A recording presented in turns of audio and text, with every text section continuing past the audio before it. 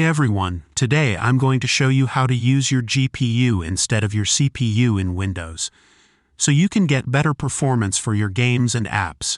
Whether you're on a desktop tower or a laptop, I've got you covered. If you find this guide helpful, please subscribe and leave a like.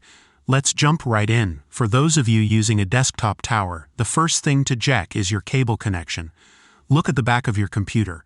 You'll see outputs coming from both the motherboard and your graphics card. It's crucial to plug your monitor cable into the outputs on your graphics card rather than the motherboard. This way, your display is driven by your GPU, not your CPU, ensuring better performance. Once you've verified that, you're all set on the hardware side. If you're using a laptop, you don't need to worry about plugging in cables since the screen is built in. Instead, you'll need to change some settings. Open Windows Settings by clicking the Start button and selecting Settings. Then, go to the left side and click on System, then Display. Scroll down to Related Settings and click on Graphics. Here, you'll see a list of apps. For each game or app you want to force to use your GPU, locate it in the list. If it's not there, click Add an app and choose whether it's a desktop app or a Microsoft Store app. Click Browse and navigate to the .x file of the app, usually found in your Program Files or Program Files x86 folder. Once the app is added, click on Options. You'll see three choices.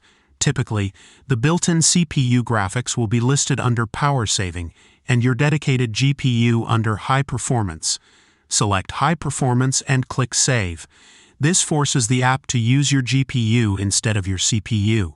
Repeat this process for any other apps or games you want to run on your GPU for optimal performance.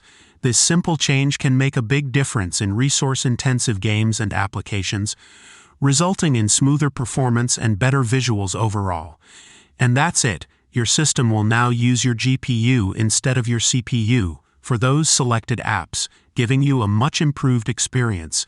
If you found this guide useful, please hit that like button and subscribe for more tech tips and guides. Thanks for watching, and I'll see you in the next video.